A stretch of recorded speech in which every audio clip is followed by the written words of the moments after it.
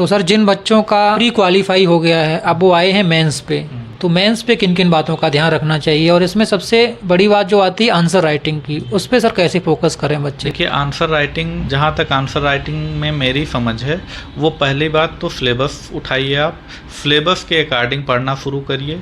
Previous year का paper रखिए कि किस तरह से क्वेश्चन पूछे जा रहे हैं, उस पर बहुत सारे क्वेश्चन का अभ्यास करिए। अच्छा सर, सपोज करिए किसी का प्री हो गया, मेंस भी हो गया, अब आता है सबसे हार्ड फेज इंटरव्यू, जिसमें बच्चे बहुत ज़्यादा नर्वस होते हैं, सामने जाते हैं तो अंदर अंदर से इतने घबरा जाते हैं कि हम क्या बोलेंगे क्या नहीं बोलेंगे।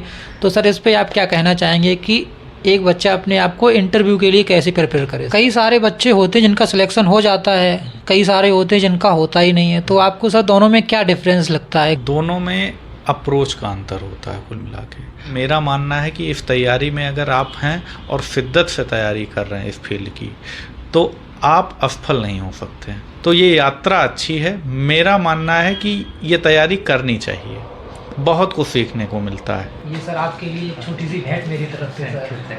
धन्यवाद सर आपका। जय हिंद दोस्तों, आई होप आप सभी लोग बहुत अच्छे होंगे। दोस्तों स्वागत है आपका TSS के एक और ख़ास एपिसोड पर।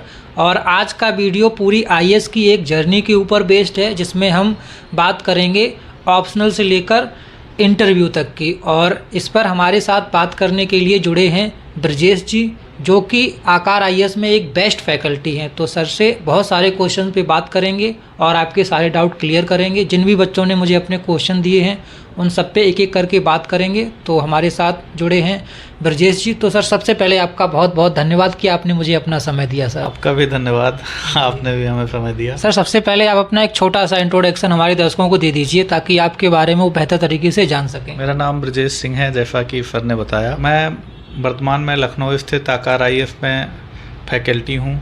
साइंस, ज्योग्राफी और इन्वायरमेंटल साइंस पढ़ाता हूँ। मेंस के लिए भी मैं गाइड कर रहा हूँ पिछले 2-3 साल से। बच्चों की जो बात है उसमें मैं हमेशा बच्चों के साथ रहता हूँ। हमारा संस्थान बच्चों के साथ रहता है। हम लोग कोशिश करते हैं कि कोई आए यहाँ और उसको ज़रूरत हो, उसको मार्गदर्शन की ज़रूरत हो, तो हम लोग प्रोवाइड करते हैं। ऐसे भी व्यक्तिगत रूप से हम लोग गाइड करते हैं। हो सकता है वो हमारे संस्थान का स्टूडेंट ना हो, तब भी हम लोग ऐसा करते हैं। ओके, तो सर कई सारे बच्चों ने मुझे क्वेश्चन दिए हैं, उन पे मैं आपकी प्रतिक्रिया जानना चाहता हूं, क्योंकि आप उन्हें बहुत अच्छे से गाइड कर सकते हैं। तो सर प्लीज़ आप गाइड करिएगा उनको। तो सबसे पहला जो क्वेश्चन है वो है, ये लिखते हैं, मैं अपनी IAS की प्रिपरेशन शुरू ही करने वाला हूँ, लेकिन बहुत ज़्यादा कन्फ्यूज हूँ कि मैं ऑप्शनल सब्जेक्ट का चयन कैसे करूँ, और अगर मैं चयन करता हूँ तो मैं किन किन बातों का विशेष ध्यान रखें? सर आप इनका मार्गदर्शन कीजिए। ऑप्शनल, देखिए ऑप्शनल आपके सफलता को इस फील्ड में निर्धारित करती है।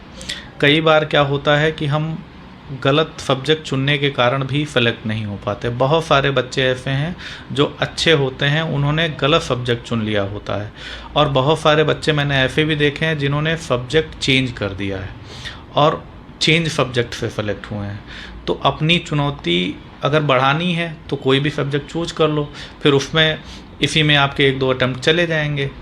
तो होता क्या है कि हमें रणनीतिक रूप से ये ध्यान रखना चाहिए कि हमें किस प्रकार का सब्जेक्ट चयन करना है।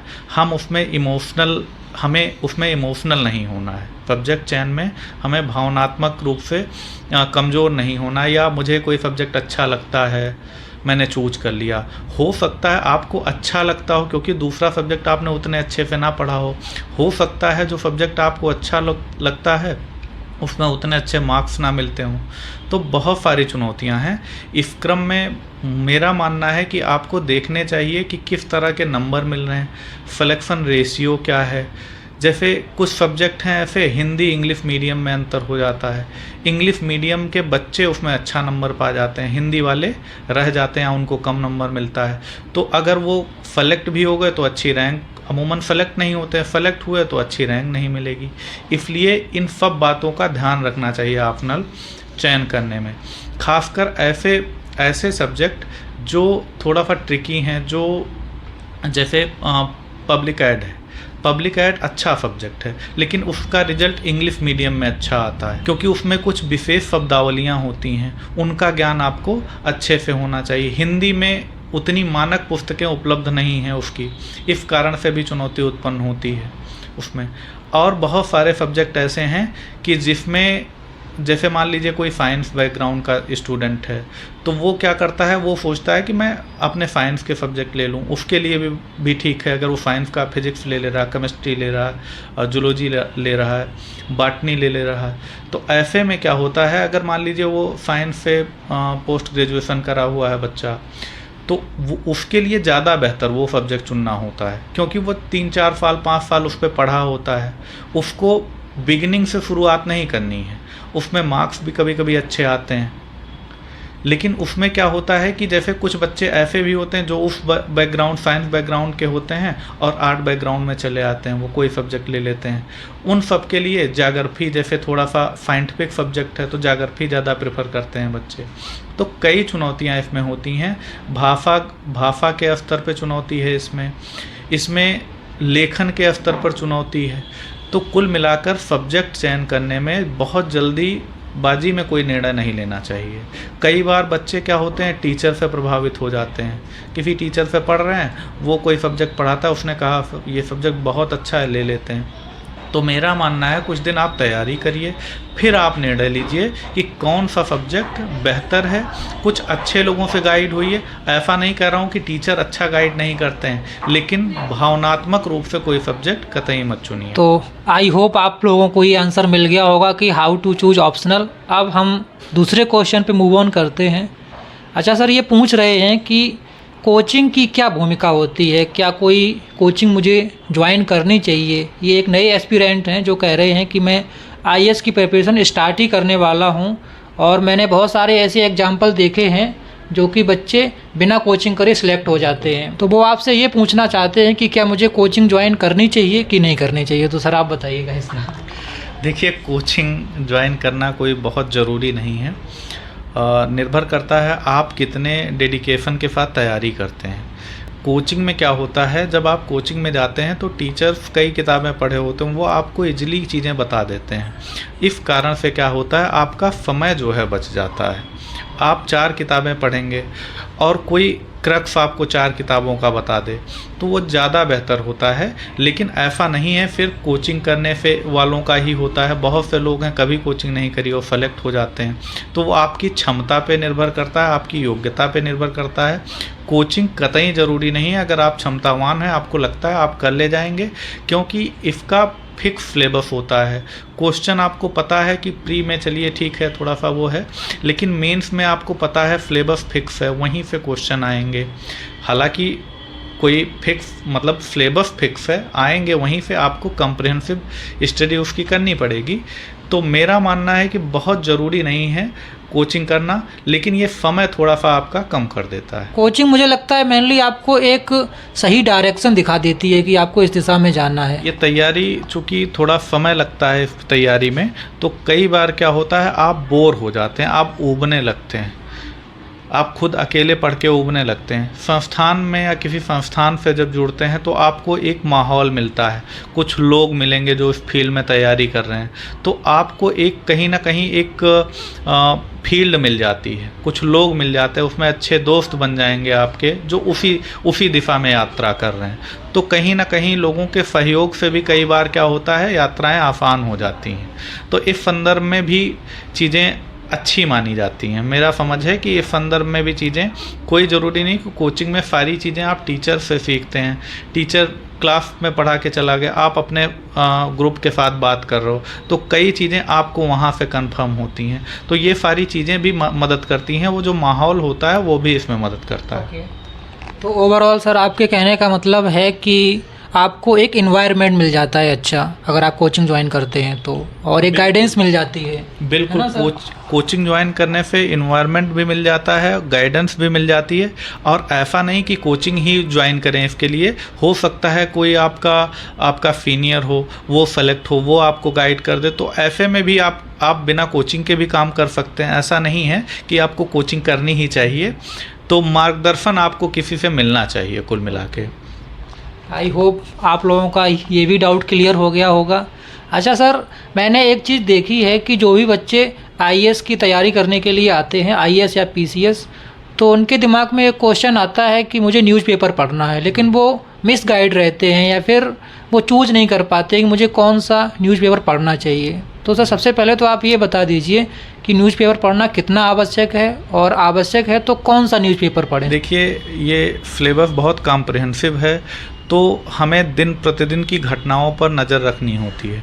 जैसे अभी मणिपुर हिंसा थी, तो अब इसमें क्या है, इंटरनल सिक्योरिटी से जुड़ रहा है ये मुद्दा, ये सोशल इशू का भी मुद्दा है। तो कहीं ना कहीं हमें चीज़ों को रिलेट करना पड़ता है, और उसके लिए क्या है, न्यूज़पेपर में आर्टिकल्स आते हैं, तो न्यूज़पेपर के आर्टिकल्स आप कर सकते हैं। अब हिंदी मीडियम इंग्लिश मीडियम में इसमें अलगाव है थोड़ा सा। हिंदी मीडियम में ये है, बहुत अच्छे आर्टिकल्स आपको हिंदी में नहीं मिलते हैं।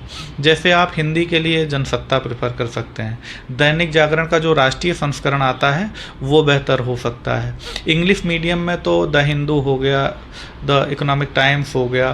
तो इंग्लिश मीडियम में तो बहुत सारी इसके लिए मतलब बहुत सारे पेपर्स हैं, लेकिन हिंदी में थोड़ी क्राइसिस है कंटेंट की। तो एक पेपर पढ़ना ज़रूरी है, मेरा मानना है इसमें, चाहे वो हिंदी का हो या इंग्लिश का हो। ओके, तो मतलब पेपर पढ़ना बहुत हेल्पफुल हो सकता है बच्चों के लिए।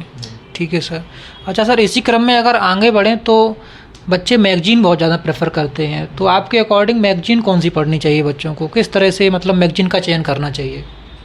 देखिए, कोई भी मैगजीन मेरा मानना है पूर्ण नहीं होती है।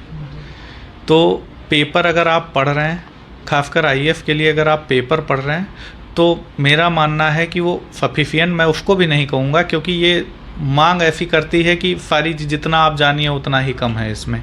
लेकिन ये भी ध्यान रखना होता है कि हमें क्या पढ़ना है और क्या नहीं पढ़ना है। कई बार क्या होता है, कई घटनाएं ऐसी होती हैं जो हमारे सिलेबस से लिंक होती हैं, तो हमें ये ध्यान रखना चाहिए ये सिलेबस में हमारे किस पेपर में कहाँ पे जुड़ रहा है। बहुत सारे आर्टिकल्स आते हैं, तो आप कहाँ जोड़ पा रहे हैं अपने सिलेबस में। तो इसमें बहुत सारी सूचनाएं होती हैं, कई बार आपको अनर्गल चीज़ों से भी बचना पड़ता है इसमें, क्योंकि सूचनाओं की बम्बार्डमेंट हर तरफ से हो रही है, और आपको ये चूज करना है कि मुझे कितना जानना है, मेरे लिए कितना उपयोगी है। तो सर ये वाला जो पॉडकास्ट पूरा है वो पूरा आईएएस की जर्नी के ऊपर है। तो जैसा कि अभी आपने एक क्वेश्चन का आंसर दिया कि ऑप्शनल कैसे चूज करें, तो अब हम सर थोड़ा आगे बढ़ते हैं इसके। तो सर सबसे पहले आता है प्री का एग्ज़ाम। तो सर प्री के लिए क्या रणनीति होनी चाहिए ताकि प्री बच्चों का क्वालिफाई हो जाए। एक्चुअली ये तैयारी प्री मेंस इंटरव्यू की अलग अलग तैयारी इसमें नहीं की जा सकती है। मेरा मानना है जिस दिन से आप तैयारी कर रहे हैं उसी दिन से आप तीनों की तैयारी कर रहे हैं, प्री मेंस इंटरव्यू तीनों की तैयारी कर रहे हैं। इसमें इंटीग्रेटेड अप्रोच रखना होता है, आपको इसमें समन्वय बनाना पड़ेगा कि कब हमें क्या पढ़ना है। अब जैसे मान लीजिए आप तैयारी कर रहे हैं, और मेरा मानना है कि मेंस से तैयारी शुरू करनी चाहिए। आप तैयारी कर रहे हैं, एग्ज़ाम अब आईएएस का एग्ज़ाम होना है 3 महीने 4 महीने 3 महीने मान के चलिए कि 3 महीना बचा है, तब आपको फुल फोकस हो जाना चाहिए प्री पे। तब आप पूरा प्री पे फोकस होके आप काम कर सकते हैं। तो और रही बात प्री फिर मेंस, प्री की तैयारी होगी तो प्री की अलग नहीं है, उसी के साथ जुड़ी हुई है वो। बस ये है एग्ज़ाम आएगा, जब प्री का एग्ज़ाम होगा तब आप जो है प्री पे फोकस हो जाइए। बाकी तैयारी मेंस की ही करिए, मेंस की आप तैयारी करिए। जब एग्ज़ाम, उसमें बहुत सारे पोर्शन ऐसे हैं जो प्री मेंस में कॉमन है। जैसे मॉडर्न हिस्ट्री आप पढ़ेंगे, जैसे पॉलिटी आप पढ़ेंगे, ज्योग्राफी आप पढ़ेंगे, तो बहुत सारी चीज़ें कॉमन हैं। यद्यप कुछ और पढ़ना पड़ता है प्री के लिए, लेकिन ये है कि जब प्री का एग्ज़ाम हो तो 3 महीने सफिशिएंट होता है कि 3 महीने में आप उसको पूरा करिए, फिर आप जो है मेंस की तैयारी करिए। और कई बार क्या होता है कि मान लो प्री नहीं हुआ तो बच्चे पूरे साल प्री पढ़ते हैं, और प्री अगर अगली बार हो भी गया तो पता लगा मेंस रह जाता है। तो इसलिए जो है ये कॉम्प्रिहेंसिव तैयारी है, इसलिए इसमें मेंस का अप्रोच रखते हुए जब एग्ज़ाम हो तब आप जो है उसको पढ़ सकते हैं। ओके। अच्छा सर, इसमें मैंने कई बार देखा है बच्चे ज़्यादातर पूछते हैं, वो कहते हैं कि क्या मुझे इसमें टाइम टेबल फॉलो करना चाहिए या फिर इतने घंटे पढ़ना चाहिए। तो क्या कोई सर टाइम टेबल भी बच्चों को बनाना चाहिए क्या आपके अकॉर्डिंग? देखिए, एक ये तैयारी जो है थोड़ा सा, कई बार आप इसमें तैयारी करेंगे आपको लगेगा कि नहीं मुझसे नहीं होगा, बहुत कठिन एग्ज़ाम है। तो टाइम टेबल देखिए इसमें ज़रूरी होता है टाइम टेबल बनाना, क्योंकि आपको इसमें हमने जितना देखा है, कुछ बच्चे होते हैं महीने में 10 दिन बहुत पढ़ेंगे, बहुत ज़्यादा पढ़ेंगे, वो 12-12 घंटे 14-14 घंटे पढ़ेंगे, उसके बाद 20 दिन नहीं पढ़ेंगे। तो हमें कम पढ़ना है, 5-6 घंटे आप पढ़िए, लेकिन रेगुलर पढ़िए। तो टाइम टेबल अगर बना होगा तो उसके अकॉर्डिंग आप जो है अपनी चीज़ों को अच्छे से कर पाएंगे, कि आप सिलेबस डिसाइड कर पाएंगे कि इतने दिन में मुझे ये पढ़ना है। तो उसके लिए रेगुलर पढ़ते रहेंगे, चीज़ों का रिवीजन करते रहेंगे। तो मेरा मानना है टाइम टेबल थोड़ा सा होना चाहिए। अगर किसी का प्री एग्ज़ाम है आईएएस का, तो उनको अगर आप कोई 3 टिप्स देना चाहें जो उनके लिए हेल्पफुल हो जाए, तो सर आप दे सकते हैं। अब ये नंबर में गिनाना तो थोड़ा सा टिप्स, हाँ ठीक है। देखिए, प्री में अब जैसा ट्रेंड बदल रहा है, पिछली बार अभी 2 साल पहले क्या होता था, पहले जो क्वेश्चन आते थे उनका नेचर होता था कॉन्सेप्ट बेस्ड। इसके बाद क्या हुआ, कॉन्सेप्ट अगर आपका क्लियर है तो आसानी से क्वेश्चन हो जाते थे। फिर इसके बाद क्या हुआ, थोड़ा सा कॉन्सेप्ट और फैक्ट दोनों पूछने लगे। फैक्ट के नंबर्स, फैक्ट पूछने के नंबर्स ऑफ क्वेश्चन बढ़ गए। इसके बाद क्या हुआ, इस समय फिर बीच में ऐसा हुआ जो एलिमिनेशन पैटर्न बच्चे यूज करते थे कि मतलब जैसे कोई क्वेश्चन है उसमें कई बार ऐसा होता ना कि हम एलिमिनेट कर लेते हैं, ये नहीं होगा, और कूट में आता है तो हम आसानी से क्वेश्चन कर लेते हैं इस तरह से। लेकिन इधर क्या हुआ है, वो एलिमिनेशन पैटर्न भी नहीं काम कर रहा है। क्यों? क्योंकि वो बहुत ज़्यादा फैक्चुअल हो गए, बहुत ज़्यादा फैक्ट पूछने लगे, तो प्री थोड़ा सा अनसर्टेन हो गया। तो मेरा मानना है प्री के लिए अब जो अप्रोच है वो आपको रटना भी पड़ेगा, कॉन्सेप्ट भी क्लियर हो आपको, और आपको फैक्ट के लेवल पे आपको रटना पड़ेगा।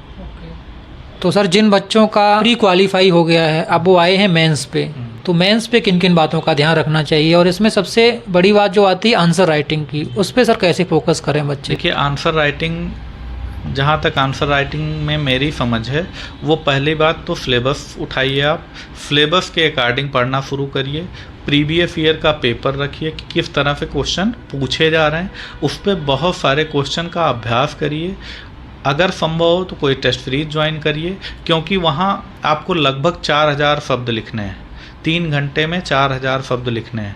तो 4000 शब्द आप तभी लिख पाएंगे जब उसमें बहुत ज़्यादा प्रैक्टिस होगी, क्योंकि क्वेश्चन पूरे करना भी वहाँ पे क्या होता है, चुनौतीपूर्ण है।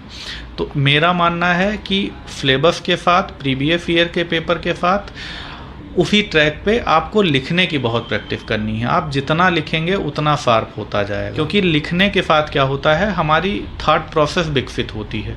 कई बार लिखते लिखते हम कोई ऐसी चीज़ लिख जाते हैं, हमें लगता है कि वाह, ये भी मुझे पता था। तो ये अभ्यास से ही ये चीज़ें आएंगी। कई बार लिखते लिखते आप चीज़ों को कनेक्ट करने लगते हैं, तो कुछ चीज़ें लिखने से ही विकसित होती हैं। तो लिखना, मेरा मानना है, बहुत ज़रूरी है इसमें। मेंस की स्ट्रेटेजी किस तरह से बच्चे तैयार करें ताकि उनका मेंस एकदम क्वालिफाई हो ही जाए, निश्चिंत हो जाए वो कि हाँ, ये अगर स्ट्रेटेजी मैं फॉलो करता हूँ तो मेरे लिए लाभदायक होगी? तो सर, आप कोई अगर रणनीति इसके लिए बताना चाहें प्रॉपर, तो सर आप गाइडेंस दे सकते हैं। ऐसा कि मतलब कोई ऐसी रणनीति हो जो जिससे बच्चे सफल ही हो जाएं, तो मेरा मानना है कि लिखने के सिवा और कोई स्ट्रेटजी नहीं है। आप पढ़िए, समझ भी आपको विकसित करनी है, उसके बाद लिखना है। तो पढ़ने और लिखने का दोनों साथ चलता रहे। जितना आप पढ़िए उससे ज़्यादा कोशिश करिए लिखने की। लिखेंगे उतना ही शार्प होता जाएगा आपका दिमाग, चीज़ों को कनेक्ट कर पाएंगे। उसमें डाटा डालना होता है, उसमें कई बार फैक्ट डाटा डालने के साथ साथ आपको बहुत सारी चीज़ें, जैसे एनजीओ या कोई एग्जाम्पल आपको डालना है, या केस स्टडी डाल के अपने उत्तर को वैलिड करना है। तो कई बार क्या होता है, जितना आप उसमें काम करते जाएंगे, धीरे धीरे ये शार्पनेस आती जाती है। तो मेनली जो भी मेंस का एग्ज़ाम दे रहे हैं उनको सबसे ज़्यादा फोकस करना है आंसर राइटिंग पे, आपके अकॉर्डिंग, है ना सर? जी। अच्छा सर, सपोज़ करिए किसी का प्री हो गया, मेंस भी हो गया, अब आता है सबसे हार्ड फेज, इंटरव्यू, जिसमें बच्चे बहुत ज़्यादा नर्वस होते हैं। सामने जाते हैं तो अंदर अंदर से इतने घबरा जाते हैं कि हम क्या बोलेंगे क्या नहीं बोलेंगे। तो सर, इस पे आप क्या कहना चाहेंगे कि एक बच्चा अपने आप को इंटरव्यू के लिए कैसे प्रिपेयर करे? सर, इस पे मार्गदर्शन कीजिए बच्चों का। अभी मैंने कहा कि ये इंटीग्रेटेड अप्रोच है। प्री मेंस इंटरव्यू अलग से तैयारी नहीं होती है इसकी। जब से तैयारी शुरू करते हैं तो तीनों प्रोसेस साथ में चलती रहती है। लेकिन चूंकि इंटरव्यू में ये होता है कि आईएएस में क्या है, 275 नंबर का इंटरव्यू होता है, पीसीएस में 100 नंबर का होता है। तो चूंकि नंबर ज़्यादा है तो वहाँ कई बार चूंकि ज़्यादा पूर्णांक का तो मेंस है, मेंस है, लेकिन 275 मार्क्स वहाँ भी हैं, तो वहाँ भी हमें लोग प्रयास करते हैं कि ज़्यादा से ज़्यादा नंबर मिले। तो इसके लिए मुझे जो समझ में आता है कि तैयारी आप करते रहिए। मॉक इंटरव्यू बहुत ज़रूरी है इसके लिए। कई बार क्या होता है, हम अपनी चीज़ों को जानते हैं, व्यक्त नहीं कर पाते हैं, तो मैंने देखा ऐसे बच्चों का इंटरव्यू ज़्यादा अच्छा होता है जो क्लास में थोड़ा सा संवाद स्थापित करने का प्रयास करते हैं या बात करते हैं, अपनी बात कहने का प्रयास करते हैं, उनका इंटरव्यू ज़्यादा अच्छा होता है। इंटरव्यू के लिए कोई अलग से तैयारी मुझे नहीं समझ में आती है कि अलग से कोई तैयारी होगी और कुछ दिन में आप इंटरव्यू सीख जाएंगे, इंटरव्यू देना सीख जाएंगे। ये एक सतत प्रक्रिया है, तैयारी के साथ ही शुरू हो जाती है आपकी। बहुत सारे बच्चे नर्वस होते हैं, जहाँ पे जो इंटरव्यू पैनल बैठा होता है उनके सामने जाते ही एक नर्वसनेस आ जाती है, कॉन्फिडेंस बिल्कुल उनका लूज हो जाता है। तो ऐसे बच्चे सर अपने आप को कॉन्फिडेंस कैसे फील कराएं सर? देखिए, जब हम लोग जाते हैं, सब लोग इंटरव्यू में जो भी लोग जाते हैं उनके साथ ये होता है कि डर जाते हैं बहुत ज़्यादा कि कैसे क्या होगा, क्या पूछेंगे, क्या मैं बताऊंगा, तो एक डर की भावना होती है। आपको यहाँ इमोशनल मैनेजमेंट करना है कुल मिला के, ठीक है। आप लोगों ने इमोशनल इंटेलिजेंस पढ़ा है, तो आपको क्या करना है, अपने इमोशन को मैनेज करना है। वहाँ आप डरे होंगे, अंदर से सब डरे होते हैं, कोई कितना भी काबिल हो इंटरव्यू में जाएगा, सब लोग डरे होते हैं। हमें क्या है, अपने डर को छिपाना है। अपने डर को क्या करना है, हमें छिपाना है कि डर को वहाँ नहीं दिखाना है कि हम डरे हुए हैं, ठीक है। तो अपना जो भी वो पूछ रहे हैं आप बताइए। कुल मिला के मेरा मानना है कि अगर आपका व्यक्तित्व अच्छा है, आप किसी वाद में नहीं है, जैसे जातिवाद, धर्मवाद, भाषावाद, क्षेत्रवाद या कोई भी संकीर्ण विचारधारा है आपके अंदर, तो कई बार क्या होता है, हम अपने आप को रोक नहीं पाते हैं। मेंस में लिखने में भी नहीं रोक पाते हैं, चीज़ें दिख जाती हैं। मैं बहुत कॉपी चेक करता हूँ तो मेरे समझ में आ जाता है, कुछ बातें मेरे समझ में आती हैं। ये चीज़ें आपके अंदर अगर हैं, ऐसी चीज़ें व्यक्तित्व में, तो वो कहीं ना कहीं दिख जाती हैं। आपके मेंस में दिख जाएगी, कुछ नहीं होगा तो आपके इंटरव्यू में दिख जाएगी। इंटरव्यू में अमूमन हमें देखा है कि जो हम कहना चाहते हैं, जैसे हम बहुत सोच के आते हैं, मुझे ये बताना है, ये बोलना है, ये बोलना है, आप वहाँ कुछ नहीं बोल पाते हैं। आप वही बोलते हैं जो आप नेचुरल हैं। तो इसलिए अपना जो व्यक्तित्व निर्माण करें, उसमें जो संकीर्णताएं हैं उससे अपने आप को मुक्त रखने का प्रयास करिए। मेरी यही सलाह है इसके संदर्भ में। Okay sir. अच्छा, इस पे सर एक चीज़ और मैं बहुत ज़्यादा सुनता हूँ कि मैंने भी कई सारे इंटरव्यू देखे हैं, उसमें सर एक चीज़ निकल के आती है कि कोई गाइड करता है कि आपका ड्रेसिंग सेंस बहुत अच्छा होना चाहिए, ऐसा होना चाहिए, वैसा होना चाहिए। तो बच्चे बड़ा कंफ्यूज रहते हैं कि हम कैसी ड्रेस पहन के जाएँ, क्या करें क्या ना करें। तो सर जो भी इंटरव्यू देने जाए वो अपना ड्रेसिंग सेंस कैसा रखे आपके अकॉर्डिंग? देखिए, ड्रेसिंग सेंस मैटर करता है, लेकिन ऐसा कहीं मतलब मेंशन नहीं किया गया है, ऐसा कहीं लिखा नहीं आपको यही पहन के आना है। बस आप वहाँ कैसा दिख रहे हैं ये मैटर करता है। देखिए, अच्छी चीज़ें सबको पसंद आती हैं। हमने देखा है जिनकी पर्सनालिटी अच्छी है, बच्चों की, लड़के लड़कियों की जिनकी पर्सनालिटी अच्छी होती है, मतलब मैंने ये देखा है, उनको अक्सर इंटरव्यू में अच्छा नंबर मिलता है। तो कई बार ये चीज़ें मैटर करती हैं। आप थोड़ी देर के लिए जाते हो, कितना इम्प्रेस कर सकते हो ये मैटर करता है। तो ड्रेस सेंस मेरे हिसाब से थोड़ा ठीक हो तो वो आकर्षक भी लगेगा और आपके अंदर कॉन्फिडेंस भी बढ़ेगा। जब आप बाहर इंटरव्यू देने जाते हैं, बाहर बैठते हैं, आपको ये लगता है कि उसका ड्रेस सेंस ज़्यादा अच्छा लग रहा है, तो वो जो हीन भावना आपके अंदर आती है वो कहीं ना कहीं पूरा इंटरव्यू आपका प्रभावित कर सकती है। तो आपको भी उसी तरह बन के जाना चाहिए, मेरा मानना है। आपके अंदर कॉन्फिडेंस रहेगा इससे। जी सर। अच्छा सर, वहाँ पे जब इंटरव्यू के लिए सामने बैठे हैं और जो पैनल है वो क्वेश्चन कर रहा है, और वहाँ पे अगर कोई इमोशनली क्वेश्चन कर दे तो उसे कैसे टैकल करे कोई बच्चा? जैसे कई सारे मतलब भावनाओं पे आधारित क्वेश्चन होते हैं कि अगर आपके साथ ये सिचुएशन आती है तो आप ऐसी सिचुएशन में क्या करेंगे। जैसे कि आपको एक परिस्थिति दे दी जाती है कि एक तरफ आपके माँ बाप हैं, एक तरफ आपका करियर है, तो आप इसमें से किसे चुनेंगे? जब भावनात्मक क्वेश्चन दिए जाएं तो इसे कैसे टैकल करे कोई भी बच्चा? देखिए, अक्सर इंटरव्यू में जो है ऐसे क्वेश्चन जो केस स्टडी के रूप में क्वेश्चन पूछे जाते हैं, और सिविल सर्विस के जो अभ्यर्थी हैं उनके सामने भाई अधिकारी बनेंगे तो ऐसी चुनौतियां आती भी हैं वहाँ। तो उसको टैकल करने के लिए यही है, जो मानक हैं, जो नियम कानून हैं, आप उसी के दायरे में रह के काम करिए।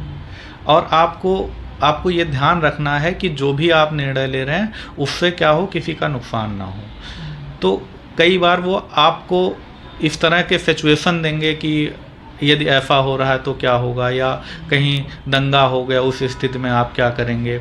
तो आपको सूझबूझ के साथ जवाब देना है। आपको ये देखना है कि मेरे अधिकार क्षेत्र कहाँ तक हैं, कहाँ तक मेरी क्षमता है, उसी आधार पे आपको उत्तर देना है। कई सारे बच्चों को कोई आंसर नहीं आता है लेकिन तभी वो गलत आंसर दे देते हैं, तो सर इस पे आप क्या कहना चाहेंगे? गलत आंसर देने से बचना चाहिए। यदि आपको लगता है कि मुझे आंसर देना है या आपको लगता है कोई संदेह है, तो आप ये पूछ सकते हैं, सर मैं आई गेस, क्या मैं गेस कर सकता हूँ सर? या आप ये कह सकते हैं कि सर जहाँ तक मेरी समझ है ये है उत्तर।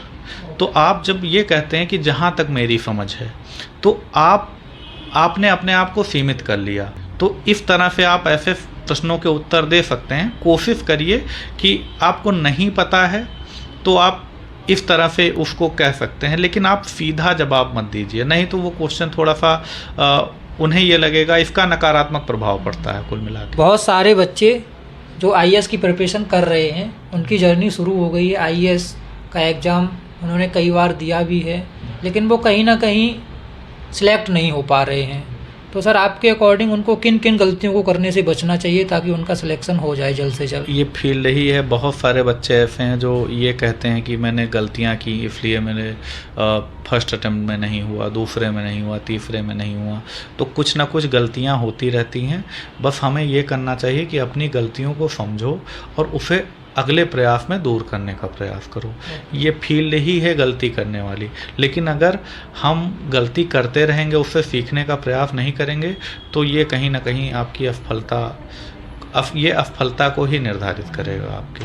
अपनी गलतियों से सीखिए। जो गलतियां आपने एक बार की, कोशिश करिए ऐसी गलती दोबारा ना हो जी। और एक ये है कि थोड़ा सा जब आप तैयारी कर रहे हो तो एक अपना जो दायरा है सीमित करिए। आप 5-6 घंटे अपने ऊपर दीजिए। आप नहीं पढ़ेंगे तो कहीं ना कहीं किसी ना किसी से आप पीछे होते जा रहे हो। और मेरा मानना है इस फील्ड में जैसे कुछ बच्चे होते हैं बहुत अच्छे होते हैं पढ़ने में, कुछ होते हैं जो बस जस्ट पास हो गए। हमने दोनों लोगों को बनते देखा है और दोनों को बिगड़ते देखा है। हमने बहुत अच्छे बच्चों को बर्बाद होते देखा है, उन्हें ये कि मैं बहुत काबिल हूँ, और बहुत ऐसे लड़के हैं जो बहुत अच्छे नहीं थे, उन्होंने मेहनत से अर्जित कर लिया। तो ये फील्ड ऐसी है जिसमें ये मायने नहीं रखता कि आप कितने काबिल हैं। कोई काबिल होगा, उसकी क्षमता ज़्यादा होगी, वो जल्दी कर सकता है, लेकिन वो तभी जल्दी कर पाएगा जब वो थोड़ा सा डेडिकेशन दिखाएगा। कोई नहीं उतना काबिल है लेकिन डेडिकेशन ज़्यादा है तो वो भी कर ले जाएगा। ये फील्ड सबके लिए मेरा मानना है खुली है। डिमोटिवेशन एक ऐसा शब्द है जो हर किसी की लाइफ में कभी ना कभी आता है। स्पेशली ये जो आईएएस का फील्ड है इसमें लोग इससे ज़्यादा रूबरू होते रहते हैं। तो बहुत सारे बच्चे ऐसे होते हैं जो कई बार अटैम्प्ट दे चुके हैं, बहुत ज़्यादा निराश हो जाते हैं, कहते हैं सिलेक्शन हो नहीं रहा, कई सारे अटैम्प्ट दे लिए, उनका अब 1 या 2 ही लास्ट अटेम्प्ट बचा है। तो ऐसे समय में सर वो अपने आप को कैसे मोटिवेट करें? मोटिवेशन का क्या है कि जब आप ऐसी तैयारी कर रहे हैं, तो मैंने अभी थोड़ी देर पहले कहा कि कई बार हमें लगता है हम नहीं कर पाएंगे। कई बार आपसे तेज कोई स्टूडेंट मिलेगा तो आपको लगेगा ये इतना तेज है, इसका नहीं हो रहा तो मेरा कैसे होगा। बहुत सारे बच्चे आप देखेंगे कि कई लोग जो है ऐसे हैं जो मतलब बहुत ज़्यादा जानते हैं आपसे, वो नहीं सेलेक्ट हो पा रहे हैं, तो आपके अंदर डर बैठ जाता है। लेकिन मेरा मानना है सबकी अपनी यात्रा होती है, सब में अपनी कमियां होती हैं, आप कमियों पे काम करिए। और रही बात मोटिवेशन की, तो ये फील्ड ऐसी है कि कुछ अच्छे मित्र बनाइए, कुछ अच्छे लोगों के साथ रहिए, लेकिन अच्छे लोग कैसे हों? पॉजिटिव अप्रोच वाले हों। ये नहीं कि आपको नहीं अरे बहुत कठिन एग्ज़ाम है, कहाँ हो पाएगा तुम्हारा, तुम प्राइमरी स्कूल से पढ़े हो, गांव के रहने वाले हो, ऐसे लोग ना हों। डिमोटिवेट करने वाले लोग ना हों। आप अपने जीवन के कुछ अचीवमेंट याद करिए कि मैंने हाई स्कूल में टॉप किया था, इंटर में टॉप किया था, ऐसी चीज़ें याद करने का प्रयास करिए। कुछ ऐसे दोस्त रखिए जो मोटिवेट करते हों, कुछ ऐसे लोगों को रखिए जो सही दिशा दिखाते हों, कुछ ऐसे लोगों को रखिए जो सेलेक्ट हों, आपका सही से मार्गदर्शन कर सकें। आप उनसे बात करिए अपने मुद्दों पे खुल के, तो कहीं ना कहीं आपका मोटिवेशन भी बना रहेगा। और कुछ अगर अच्छे मोटिवेटर हैं उनकी किताबें पढ़ सकते हैं, थोड़ा टाइम मिले तो ये चीज़ें भी इनरिच करती हैं कहीं ना कहीं। कई सारे बच्चे होते हैं जिनका सिलेक्शन हो जाता है, कई सारे होते हैं जिनका होता ही नहीं है, तो आपको सर दोनों में क्या डिफरेंस लगता है? दोनों में अप्रोच का अंतर होता है कुल मिला के। अप्रोच जिसका ज़्यादा बेहतर होता है, मेरा मानना है कि जैसे जो कहा गया वो कर रहे हैं, लिख रहे हैं, ज़रूरत लिखने की तो वो लिख रहे हैं। तो जो ज़रूरी है इस फील्ड के लिए, जैसे मैंने कहा कि कई लोग क्या करते हैं सिर्फ पढ़ते हैं, लिखेंगे नहीं। दूसरी बात है कुछ लोग ये होते हैं कि बस किताब उठाई, सिलेबस ना तो उनको सिलेबस पता है, बस पढ़े जा रहे हैं। तो कुल मिला के थोड़ा सा स्ट्रेटजिक होके जो पढ़ते हैं उनका हो जाता है। ओके सर, तो ये सारे क्वेश्चन के आंसर हो गए हैं और आई होप आप सभी लोगों के सारे डाउट क्लियर हो गए हैं। सर ने जो भी आंसर किया है, आप लोगों के सारे जो भी क्वेश्चन थे इसमें सब मैंने इंक्लूड करे हैं। तो आप लोगों की तरफ से और मैं खुद सर को सबसे पहले बहुत बहुत धन्यवाद कहता हूं कि सर आपने अपना समय दिया, बच्चों की काफ़ी हेल्प होगी इससे। और सर आप अंत में हमारे दर्शकों को क्या मैसेज देना चाहेंगे इस वीडियो के माध्यम से? देखिए, ये तैयारी एक मेरा मानना है सुखद यात्रा है। कई लोगों के लिए ये कष्टकारी होती है, नो डाउट इसमें बहुत मेहनत करना पड़ता है, लेकिन मेरा मानना है कि इस तैयारी में अगर आप हैं और शिद्दत से तैयारी कर रहे हैं इस फील्ड की, तो आप असफल नहीं हो सकते।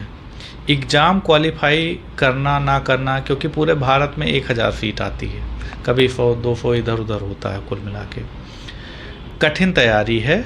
इसमें लड़ाई है ज़्यादा, आपके स्ट्रेटजी की है, आपके डिवोशन की है।